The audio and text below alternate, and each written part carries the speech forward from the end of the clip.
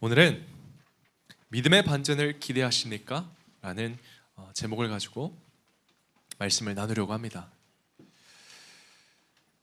여러분, 믿음의 사람에게는 반드시 반전이 있습니다. 요즘은 이 반전이라는 단어가 어딜 가도 빠지지가 않는 것 같아요. 참 많이 좋아합니다. 드라마든 영화든 여러분, 결말이 뻔하면 재미가 없어요. 그런데 우리 인생은요, 그런 드라마틱한 반전이 많이 없는 것 같아요. 그냥 평범한 일상을 살아가고 우리가 하루하루 반복되는 일상을 살아가고는 합니다. 그래서 인생 사는 게 재미없다고 느껴질 때가 있죠. 여러분, 제가 대학교 때 군대를 가려고 이제 휴학 신청을 내고, 원래는 기숙사에서 살다가 이제 휴학을 했으니까 모든 기숙사 짐을 다 싸가지고 한국에 와야 하는 그런 시간이 있었습니다. 이제 방을 싹 비웠죠. 이제 몇 년 동안 돌아오지 않을 거니까. 그래서 짐을 다 챙기고 공항에 딱 도착을 했는데 갑자기 등골이 서늘한 거예요. 갑자기 기분이 싸해지기 시작하면서 잠깐만, 제가 제 짐을 다 뒤지기 시작했습니다. 그런데 제가 모든 건 다 챙겼지만 딱 한 가지를 안 챙겼어요. 가장 중요한 거, 여권을 놓고 온 겁니다. 그 순간 정말 하늘이 노래지면서 제 표정은 하얘질 대로 하얘지면서 어떡하지 하다가 일단 그 자리를 벅차고 일어나서 다시 학교로 갔다가 여권을 가져왔지만 아니나 다를까 비행기를 놓쳤습니다. 미국은 방학 시즌이 되면은 유학생들이 정말 많아서 이 한국에 다 가가지고 자리가 없어요. 비행기표가 다 매진이더라고요. 제가 새로 살려고 하니까. 결국 공항에서 제가 표가 나올 때까지 밤새 기다렸거든요. 이거를 스탠바이라고 해요. 그러니까 표가 나올 때까지 그 자리에서 기다리는 거. 딴 데 가면 못 삽니다. 현장에서 사야 됩니다. 그래서 밤새 기다렸죠. 그런데 첫 번째 비행기를 보내고 친구들과 인사하고, 두 번째 비행기를 보내고 잘 가라고 마중해주고, 세 번째 비행기를 보내고 났는데 드디어 마지막 비행기 체크인 한 자리가 딱 남은 거예요. 제가 그래서 그때 공항에 오래 있으면서 이 공항 직원들과도 친해졌어요. 승무원들이랑 요번에 갈 수 있다, 요번에 못 갈 것 같다, 아니다, 한번 믿어보자, 이런저런 얘기하면서 딱 한 자리가 남아서 드디어 타겠다 하는데, 저는 아직도 그 장면이 잊혀지지 않습니다. 갑자기 저 멀리서 자동문이 쫙 열리는 거예요. 한 사람이 들어옵니다. 짐을 들고 딱 그 문 앞에 내려놓는데 갑자기 승무원들이 다 튀어나가는 거예요. 체크인 하던 사람들이. 왜 그러지? 알고 보니까 그 마지막 손님이 퍼스트 클래스 손님이었어요. 그러니까 승무원들이 다 나가가지고 막 짐도 챙겨주고, 왜 이렇게 늦었어요 하면서 다 해주더라고요. 저는 그 장면을 또 옆에서 보면서 마지막 비행기마저도 놓쳤습니다. 너무 슬프더라고요. 그래서 스탠바이는 포기하고 결국 학교 동기 집에서 자고 있는데 전화가 왔어요. 한 자리가 났다, 지금 공항 오면 탈 수 있다. 그래서 기쁜 마음으로 달려갔죠. 정말 다행이더라고요. 그렇게 많은 비행기를 놓쳤는데 결국 비행기를 타서 한국에 오게 됐으니까. 그런데 여기서 한 가지 더 놀라운 일이 발생합니다. 제가 이 표를 기다렸다고 했잖아요. 저는 하나님께, 하나님 저 그냥 한국에 돌아가기만 해주세요, 티켓 하나만 주세요 라고 기도를 했는데, 마침 그 좌석이 꽉 차가지고 이게 우연치 않게 제 표가 비즈니스석으로 업그레이드가 된 거예요. 할렐루야. 너무 좋더라고요. 저는 그냥 한국을 돌아가기를 원했는데 참 편하게 갔습니다. 여러분, 저는 그때 깨달았어요. 하나님은 언제나 우리 생각 위에 하나님의 일하심을 더하신다. 내가 기대한 방식이 아니라 하나님의 선하신 방식으로 내가 기도한 것 이상으로 일하시는 분이 바로 나의 하나님, 우리의 하나님이시다. 여러분, 사실 우리가 살다 보면 웃을 일보다 우울한 일이 더 많아요. 슬픈 일이 더 많습니다. 여러분, 한번 세보세요. 하루에 몇 번 웃나? 기쁘고 즐거운 일보다 우울하고 답답한 일이 많죠.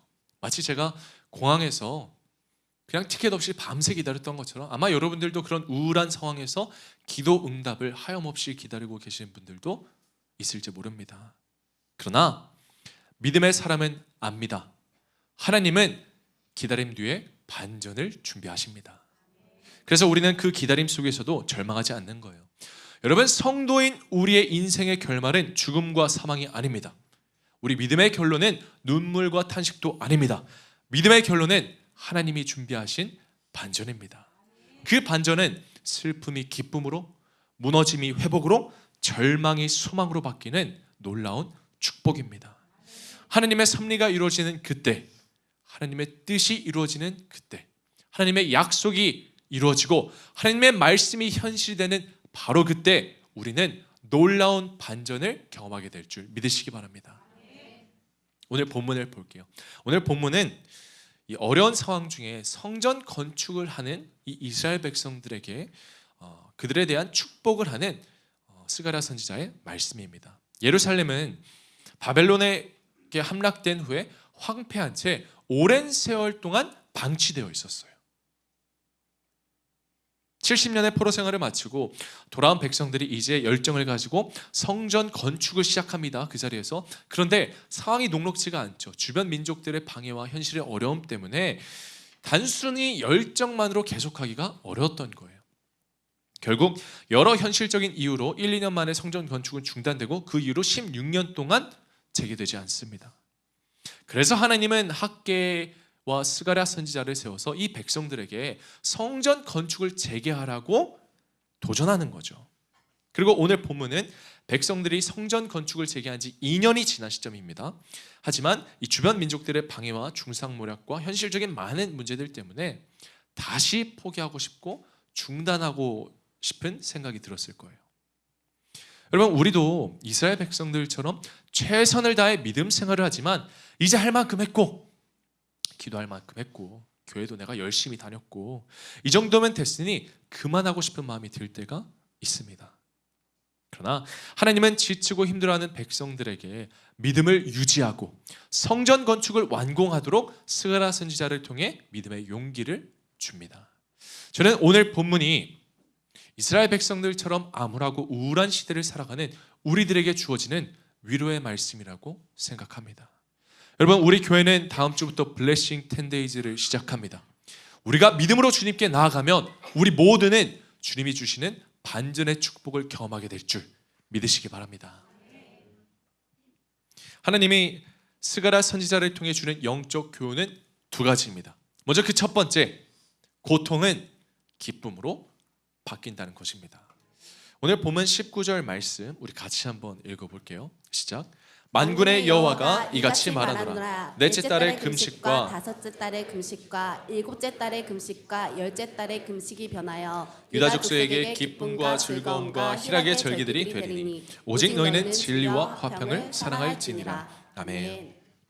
이스라엘 백성들이요, 나라를 잃고 나라가 망하고 사는 것이 너무 막막하고 괴로워서 하나님 앞에 목숨을 걸고 금식하며 기도할 수밖에 없었습니다. 그런데 오늘 하나님이 말씀하시는 거예요. 너희들이 목숨을 걸고 절박하게 기도했던 그 금식의 기도가 이제는 기쁨으로 변할 것이다. 즉, 그들이 겪었던 영적 고통이 육적 기쁨으로 반전될 것이라고 선포하는 거죠. 여러분, 우리가 믿음 생활을 하다 보면요, 하나님은 때로 우리가 이해하지 못하는 일들을 허락하실 때가 있어요. 기도해도 막히고 노력해도 안 되고 하나님이 침묵하시는 것처럼 느껴질 때가 있습니다. 그러나 하나님은 우리의 고통을 모른 채 하시는 분이 아니세요. 그러다가 우리는 나중에 알게 됩니다. 그 사건이, 그 시간들이 내게 필요했기 때문에 하나님이 그것들을 허락하심을 깨닫게 됩니다. 왜냐? 내가 그 문제 앞에서 자꾸만 넘어지고 자꾸만 부족하고 연약한 내 모습이 드러나기 때문에 하나님께서는 그 문제를 허락하시고 그 문제를 통해서 우리를 새롭게 하시고 단련시키고 연단하기 위해서 그 문제들을 허락할 때가 있다는 거죠. 그래서 고통의 시간은 결코 낭비가 아닙니다. 때로는 필연적인 것입니다.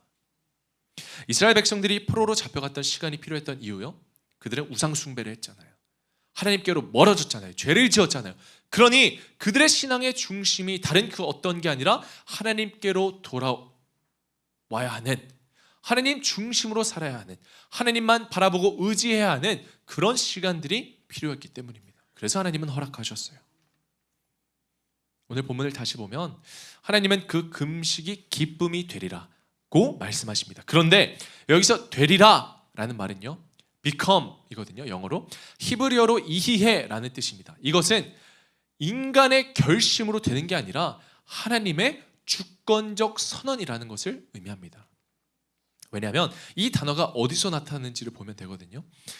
이 단어는요, 성경 굉장히 초반부에 나옵니다.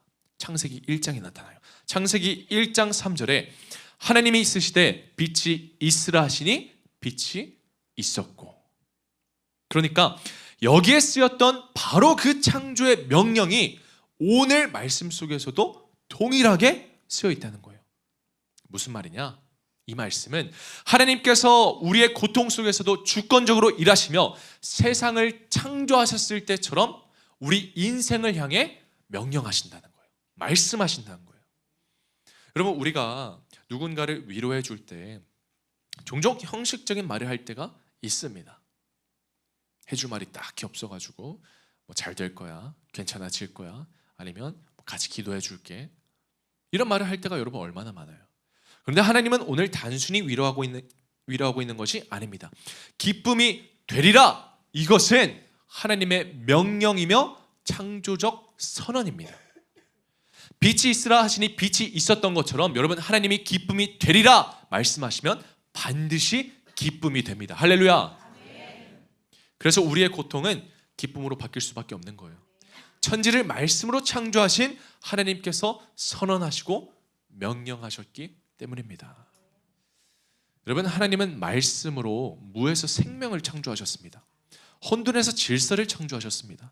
흙에서 생명을 만드셨습니다. 그리고 지금 우리의 고통과 눈물로부터 새로운 반전을 창조해내고 계십니다. 그러니 여러분, 이 말씀을 믿는, 믿음으로 사는 우리들에게 고통은 끝이 아닙니다. 창조적으로 일하시는 하나님께서 반드시 반전을 만들어내실 것이며, 그러니 여러분, 믿음으로 살아가시기 바랍니다. 문제 앞에서, 어려움 앞에서, 고통 앞에서 절망할 필요 없습니다. 낙심할 필요도 없습니다. 포기하지 마십시오. 하나님이 하시면 반드시 반전이 있습니다. 그렇다면 질문이 생기죠. 하나님께서는 우리의 고통을 어떻게 바꾸시는가? 고통이 기쁨이 될 건 알겠는데 그럼 어떻게 일하시는가? 제가 오늘 본문 말씀을 묵상하다가 한 가지를 깨달았어요. 하나님은요, 우리의 고통을 사라지게 하고 없애게 하실 때도 있습니다. 그런데 더 자주, 종종 하나님께서는 그 고통 속에서 새로운 의미를 만들어내신다는 것입니다. 그 사실을 가장 잘 보여주는 사람이 바로 요셉이에요. 여러분, 요셉의 인생은요, 참 기구합니다. 꿈 한번 잘못 꿨다고 형들에게 팔려가고, 이런 형들의 배신과 억울한 누명과 감옥살이와 같은 정말 남들과는 비교할 수 없는 고통을 겪습니다. 그런데 놀랍게도요, 요셉의 그 어떤 고통도 사라진 적이 없습니다. 그러니까 하나님은 요셉이 고통을 못 겪게 하시거나 고통을 막으시거나 고통을 지우신 게 아닙니다. 그 고통을 새로운 의미로 빚어내십니다. 창세기 50장 20절에 요셉이 마지막에 여러분 어떻게 고백하는지 아세요? 우리 같이 한번 읽어볼게요. 시작. 당신들은 나를 해하려 하였으나 하나님은 그것을 선으로 바꾸사 오늘과 같이 많은 백성의 생명을 구원하게 하시려 하셨나니. 아멘. 네. 여기서 악을 행하려 했지만 선으로 바꾸사에서 나온 바꾸사라는 단어는 하샤브예요. 근데 이게 어떤 의미냐면 생각하다, 계획하다, 설계하다입니다. 그러니까 하나님은 요셉의 인생을 인도하다가 보니까 뭔가 상황이 꼬였어.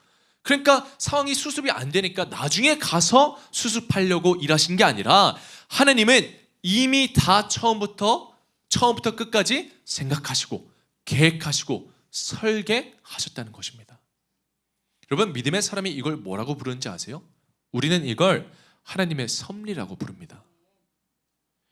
형들의 악함은 실제였지만 하나님은 그 악함까지도 하나님 당신의 큰 그림 속에 두고 계셨습니다. 그들의 미움이 요셉을 구덩이로 밀어넣었지만 하나님은 그 구덩이를 애굽으로 가는 통로로 설계하셨습니다. 억울한 감옥살이가 끝처럼 보였지만 인생 망한 것 같았지만 하나님은 그 감옥을 요셉의 훈련실로 계획하셨습니다. 이게 하샤브예요. 하나님께서 이미 생각하고 계셨고 이미 계획하고 계셨고 이미 그 안에서 반전을 준비하고 계셨다는 것입니다. 그러니 여러분, 우리의 고통도 어려움도 고난도 마찬가지라는 거예요. 하나님은 우리의 고통을 없애지 않으십니다. 오히려 그 고통을 하나님 당신의 큰 섭리 안에서 새롭게 이끌어 가시고 새롭게 설계해 가십니다. 여러분, 요셉의 눈물이요, 아프며 사라지지 않았습니다. 하나님은 그대로 내버려 두셨어요. 그러나 그 눈물 속에서 하나님은 큰 계획을 새겼습니다. 하나님의 섭리 안에서 그 고통은 구원의 통로와 하나님의 반전의 재료가 된 것이죠. 여러분, 오늘 본문 속 이스라엘도 마찬가지예요. 그들이 했던 넷째 딸과 다섯째 딸과 이 금식들은 사실 그냥 금식이 아니라 그들의 역사와 관련되어 있습니다. 첫 번째, 예루살렘이 포위되고, 그리고 성벽이 무너졌던 날, 성전이 불탔던 날, 그리고 자신들의 지도자가 죽었던 모든 희망이 사라진 날을 이 정해진 달마다 기억하는 이 민족적인 슬픔의 절기였던 거죠.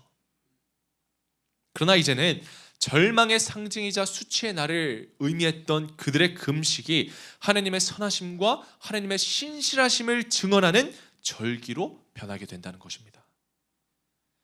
사랑하는 우리 덕금의 가족 여러분, 하나님은 지금 여러분의 삶 속에서도 동일하게 일하고 계십니다.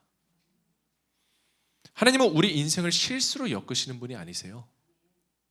다 생각하고 계시고 다 계획하고 계시고 다 설계하고 계십니다. 때로는 왜 이런 일이 생기는지, 왜 기도해도 응답이 더딘지 알 수가 없습니다. 그러나 그럴 때 여러분 꼭 기억하십시오. 하샤브, 주님이 하십니다.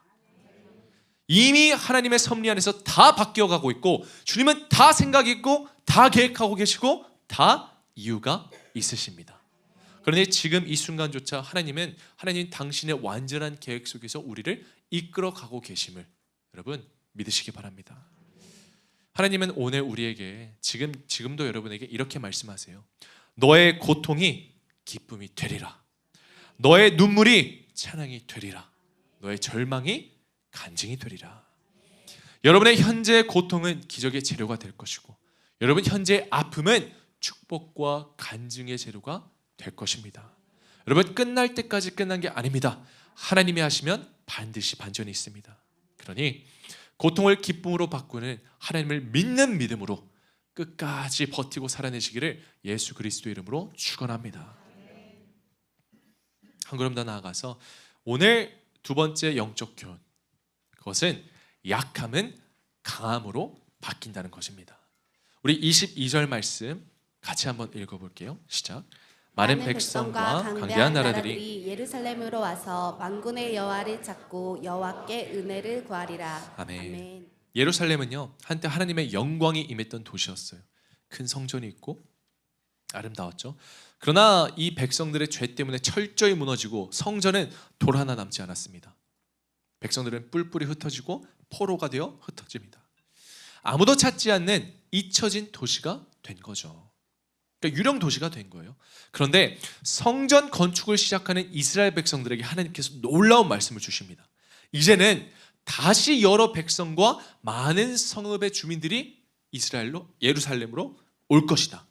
아무도 찾지 않던 성읍이 나도 가겠다고 사람들이 몰려드는 성읍이 될 것이며 몰락해 폐허가 된 예루살렘에 많은 백성과 강대한 나라들이 몰려와 하나님의 은혜를 구하게 될 것이다. 여러분, 이게 얼마나 놀라운 일이고 극적인 반전의 스토리입니까? 저는 이 말씀에서 너무 큰 희망을 발견합니다. 세상적으로 볼 때요, 여러분, 우리는 약한 자입니다. 작은 자입니다.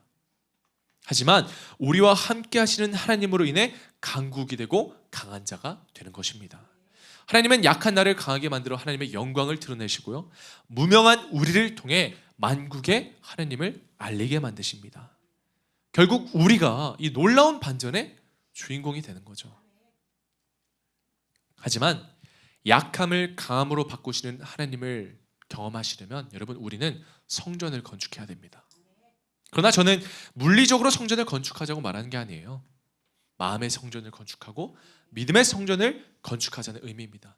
진심으로 하나님을 사랑하고 섬기는 믿음으로 살라는 의미죠.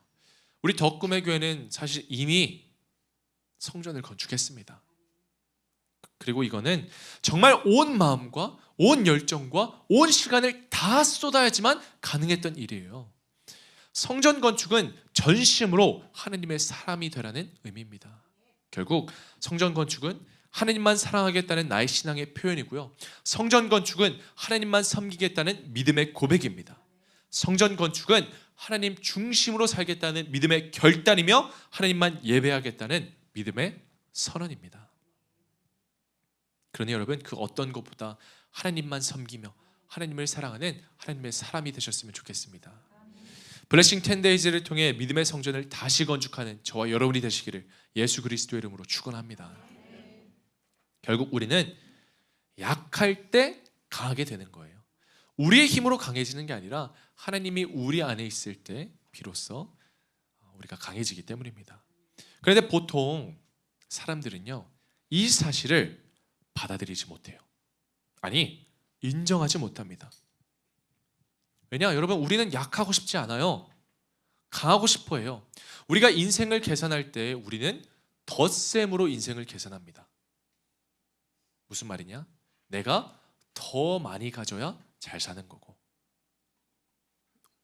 내가 더 강해져야 승리하는 거라고 생각합니다. 내가 사는 집 평수가 더 넓어지고, 내가 직장에서 더 많은 일을 해서 더 빨리 승진하고, 내가 가진 재산이 더 늘어나는 게 그게 좋은 일이라고 생각을 합니다. 우리 인생에 자꾸 덧셈으로만 계산을 하는 거죠. 그런데 여러분, 하나님은 그렇게 일하지 않으십니다. 하나님의 계산 공식은요, 세상과 정반대예요. 작가 존 버년 씨가 이런 말을 했습니다. 하나님은 덧셈을 하실 때는 뺄셈을 하시고, 뺄셈을 하실 때는 덧셈을 하신다. 내 힘과 내 능력으로 하려고 하면 우리는 다 잃게 되지만, 반대로 내 힘과 내 능력을 빼려고 하면 하나님은 결국 우리 삶 가운데 더 일하신다는 거예요. 우리는 결국 더 얻게 된다는 것입니다. 여러분, 얼마나 역설적입니까? 우리 이렇게 배우지 않았잖아요. 더 해야 된다고 배웠잖아요. 더 가져야 한다고 배웠잖아요. 그러나 이것이 믿음의 공식이고 순종의 원리입니다. 성경에서 하나님은 기드온이라는 용사를 선택하는데, 하나님께서 이 용사를 택하신 방식이 바로 이 공식이에요. 여러분, 기드온이 누구냐면 미디안 족속들, 이스라엘의 숙적을 물리쳐서 이스라엘을 구한 용사입니다. 그런데 그는 처음부터 용사는 아니었어요. 굉장히 겁이 많았고요, 소심했고요. 그래서 자기 자신을 표현할 때 부족함을 너무나도 알아서 가장 작은 자라고 고백했던 사람입니다. 나는 내 집에서 가장 작은 자다. 그런데 하나님은 이런 기드온을 향해 뭐라고 부르는가? 주님이 이렇게 말씀하십니다. 사사기 6장 12절에 큰 용사여, 여호와께서 너와 함께 계시도다. 기드온이 강해서가 아니라 내가 너와 함께하니 너가 큰 용사다, 이렇게 말씀하고 계신 것입니다. 그리고 그 후에도 하나님은 그의 전쟁 준비에서도 같은 원리로 일하시거든요. 기드온이 처음 전쟁에 나갈 때 32,000명이라는 어마어마한 숫자가 모입니다. 그런데 여러분, 우리가 상식적으로 생각하면 사람을 많이 모아야 전쟁에서 유리하잖아요. 그런데 성경을 보니까 일이 이상하게 흘러가요. 이 32,000명의 병사를 모아두고 하나님은 그 숫자에 더하시는 게 아니라 자꾸만 빼십니다. 한 번 거르고, 두 번 거르고, 세 번 거르고, 계속해서 빼고 또 빼서 끝에 가니까 결국 300명의 용사만 남습니다. 세상적인 관점에서 보면 말도 안 되는 전략이죠. 미친 짓이에요. 이거는 전쟁에서 이기겠다가 아니라 패배하겠다고 이미 마음 먹은 겁니다. 그러나 이것이야말로 하나님의 승리 방식이었습니다. 전쟁에 나간 순간 기드온의 손엔 칼도 방패도 없었어요. 그들의 손엔 하나님이 주신 나팔과 항아리와 횃불밖에 없었습니다. 그러나 세상적인 무기는 없었지만 그들의 순종과 믿음이 있었기에 하나님의 능력을 불러왔고, 결국 하나님이 함께 하시자 그들의 약함이 강함이 되어 패배하지 할 것 같은 전쟁을 승리하게 됩니다. 여러분, 하나님은 우리 삶에서도 동일하게 일하세요. 우리가 약할 때 강하게 하시고 우리가 비워질 때 채우십니다. 우리가 순종할 때 일하십니다. 하나님은 여러분이 얼마나 가졌는지, 얼마나 더 잘하는지, 얼마나 더 가지고 이겨내고 승리하는지 우리의 수를 계산하지 않으세요. 하나님은 우리 믿음의 크기를 보십니다. 그러니 여러분, 내 연약한 믿음으로 하나님의 일하심을 제한하거나 방해하지 마십시오. 가장 선하게 이끄시고 반드시 이루실 나의 하나님을 신뢰하시기 바랍니다. 그게 바로 내 일이고 곧 나의 몫입니다. 사도 바울은 고린도후서에 이렇게 고백을 해요. 나에게 이르시기를 내 은혜가 내게 족하도다. 이는 내 능력이 약한 데서 온전하여 짐이라 하신지라. 그러므로 도리어 크게 기뻐함으로 나의 여러 약한 것들에 대하여 자랑하리니 이는 그리스도의 능력이 내게 머물게 하려 함이라. 아멘. 그리고 이어서 바울은 이렇게 말해요. 이는 내가 약한 그때에 강함이라. 여러분, 신앙은요, 더하는 싸움이 아니에요. 여러분이 뭘 더할 수 있을지, 얼마나 더할지 아니에요. 신앙은 빼는 싸움입니다. 내 고집을 빼고, 내 자아를 빼고, 내 교만을 빼고, 내 두려움을 빼고, 여러분 내 계산을 빼면 그 자리에 하나님의 능력과 하나님의 반전이 임할 줄 믿으시기 바랍니다. 우리는 더해야 승리한다고 생각하지만 하나님은 빼심으로 승리를 허락하십니다. 우리는 쌓아놔야 안전하다고 생각하지만 하나님은 그걸 다 비우심으로 영광을 나타내십니다. 우리는 무언가 더 잡아야 된다고 생각을 해요. 인맥을 잡고 명예를 잡고 권력을 잡고, 그러나 하나님은 내려놓음으로 살게 하십니다. 그래서 때로는 하나님께서 우리가 의지하던 사람을, 여러분이 간절히 붙잡고 있던 그 관계를, 우리가 자랑하던 자리와 계획을 다 빼십니다. 저는 여러분들이 이런 하나님의 뺄셈의 은혜를 경험하셨으면 좋겠습니다. 하나님이 빼실 때는 반드시 더 크고 더 영원한 것을 더하십니다. 오늘 본문 마지막을 볼게요. 우리 23절 말씀 같이 한 목소리로 읽겠습니다. 시작.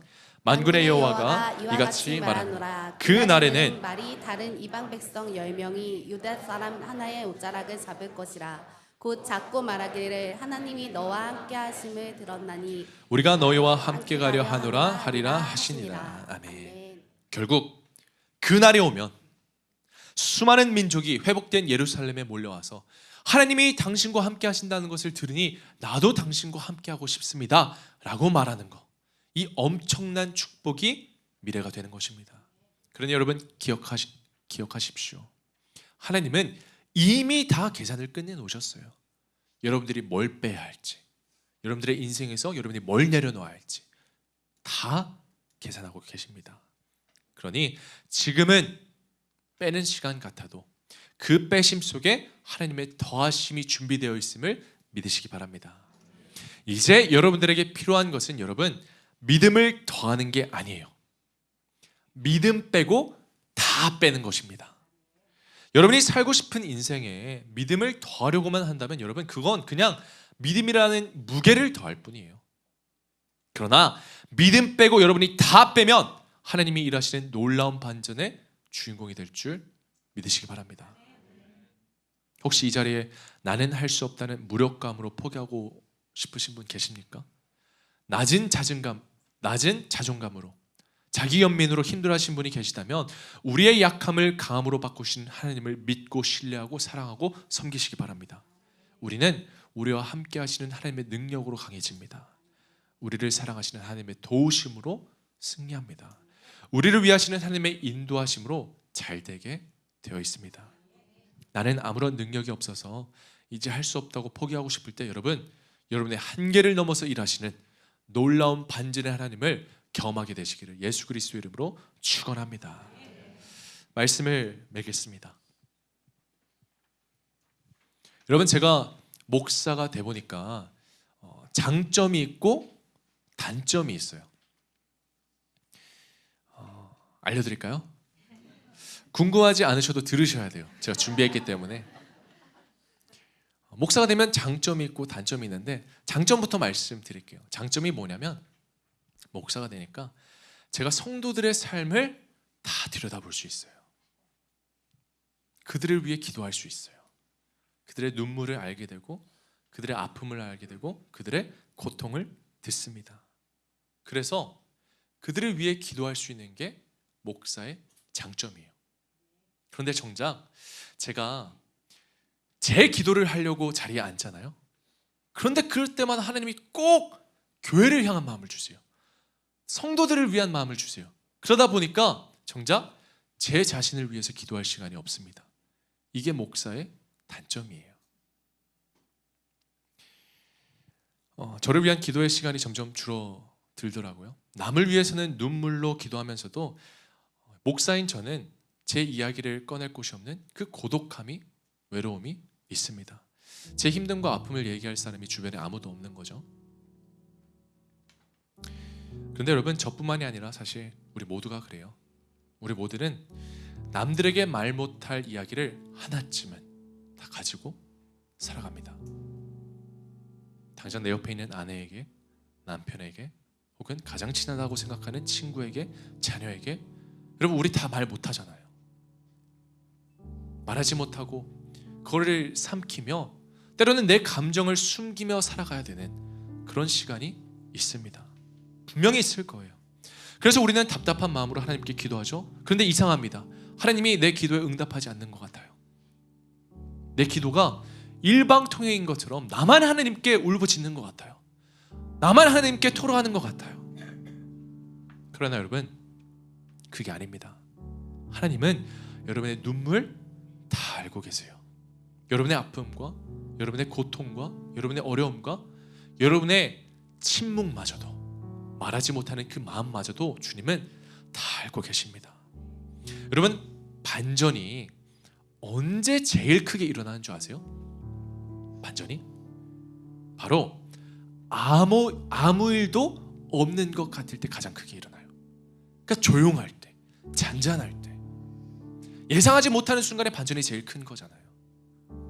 만약 지금 여러분들의 인생이 기도 응답이 되지 않아서 신앙생활 열심히 하는데, 예배 드리는데 아무런 변화가 있지 않아서 어제가 매일이 그냥 하루하루가 반복되는 그런 평범하고 지루하고 그런 일상을 여러분 보내고 계시다면, 그렇다면 바로 지금이 하나님께서 가장 큰 반전을 준비하고 있는 시간입니다. 하나님은 여러분의 상황을 가만히 두지 않으세요. 바꾸십니다. 회복시킵니다. 반전시킵니다. 그러니 하나님께 가까이 붙어만 있다면, 여러분 믿음으로 하나님과 끝까지 함께만 한다면 아무 일도 없는 것 같은 여러분의 인생 가운데 하나님이 준비하신 가장 큰 반전이 찾아올 줄 믿으시기 바랍니다. 결국 우리 인생은 이렇게 될 거예요. 오늘 나눈 두 가지죠. 첫 번째, 고통은 기쁨으로 바뀔 것입니다. 하나님은 다 계획이 있으세요. 다 이유가 있으세요. 두 번째, 약함은 강함으로 바뀔 것입니다. 하나님은 이미 다 계산이 끝냈어요. 여러분이 어떻게 해야 약해지고 뭐를 빼야 할지, 뭐를 피워내야 할지. 여러분, 주님이 함께 하시니 걱정하지 마십시오. 반전을 경험하게 될 것입니다. 여러분은 혼자가 아닙니다. 주님이 함께 하십니다. 그래서 우리가 이 시간 제가 먼저 여러분에게 찬양을 들려드릴 건데요, 우리가 부를 이 마지막 찬양이 하나님이 여러분에게 주는 위로의 말씀처럼 들렸으면 좋겠습니다.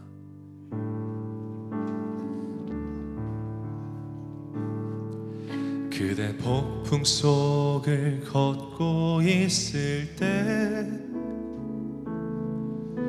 비바람을 마주해야 할 때, 불빛조차 보이지 않아도 그대 혼자 걷지 않을 거예요. 두려움 앞에서 하늘을 보아요. 외로운 그대여 걱정 마요. 꿈꾸는 그 길을 또 걷고 걸어요. 그대 혼자 걷지 않을 거예요. 우리 같이 고백합니다. 그대 폭풍 속에 그대 폭풍 속을 걷고 있을 때 비바람을 마주해야 할 때 불빛조차 보이지 않아도 그대 혼자 걷지 않을 거예요. 두려움 앞에서 하늘을 보아요. 외로운 그대여 걱정 마요. 꿈꾸는 그 길을 또 걷고 걸어요. 그대 혼자 걷지 않을 두려움 앞에서 두려움 앞에서 하니 오늘 주님이 여러분에게 말씀하십니다. 외로운 그대여 걱정하지 마십시오. 걱정 마요. 꿈꾸는 그 길을 또 걷고 걸어요. 그대 혼자 그래서 이 시간 믿음으로 고백합니다. 거친 파도 날 향해 와도 주와 함께 날아오르리. 폭풍 가운데 나의 영혼 우리 시간 믿음의 손을 들고 우리 주님께 찬양하십시다. 거친 파도 날 향해 와도 주와 함께 날아오르리. 폭풍 가운데 나의 영혼 잠잠하게 주를 보리라. 우리가 이 시간 주님 앞에 울부짖으며 기도할 때 여러분의 모든 아픔과 고통은 주님께서 반전시키실 것입니다. 그러니 우리가 이 시간 주님의 이름 한번 부르짖고 함께 기도합니다. 주여! 주님! 이 시간 폭풍 가운데 있는 나의 인생 가운데 주님이 찾아와 주셨습니다. 주님만이 하실 수 있는 놀라운 일을 보여주셨고 아버지만을 신뢰하며 의지하며 나아가게 하여 주셨습니다. 내 모든 고통을 기쁨으로 바꿔주셨고 내가 약할 때 강하게 만드시는 오 주님과 끝까지 함께하며 주님만 바라보게 하여 주셨소서. 아버지 나는 아무것도 할 수 없으니 오직 주님의 선하심만을 믿으며 신뢰하며 나아갑니다. 아버지 나를 붙들어 주셨고 그 모든 상황 가운데 주님께서 나를 일으켜주시고 나를 다시 세워주실 줄 믿습니다. 사랑이 많으신 아버지 하나님, 아무 변화도 없는 내 인생이 너무나도 고달프고 허무하고 슬픕니다. 그러나 결국 그 속에서도 하나님께서 나를 위한 그 놀라운 반전을 준비하고 계시니 오 주님, 우리가 담대함을 가지고 굳건히 나아가게 하여 주시옵소서. 결국 우리 인생의 모든 고통과 어려움과 아픔들, 우울함과 불안함과 그 모든 것들을 주님께서 반전시켜 기쁨과 즐거움으로 만드시겠다고 내 인생을 향해 선포하셨으니 오 주님, 그날을 기다리며 우리가 끝까지 믿음으로 살아가는 믿음의 자녀가 다 되게 하여 주시옵소서. 오늘 우리의 모든 아픔과 눈물과 고통과 신음과 기도에 응답하시는 주님께서 나를 책임지시고 나를 이끄시며 끝까지 나와 함께 할 것을 믿으며 이 모든 말씀 우리를 위하여 중보하시는 우리 주 예수 그리스도의 이름으로 기도합니다. 아멘.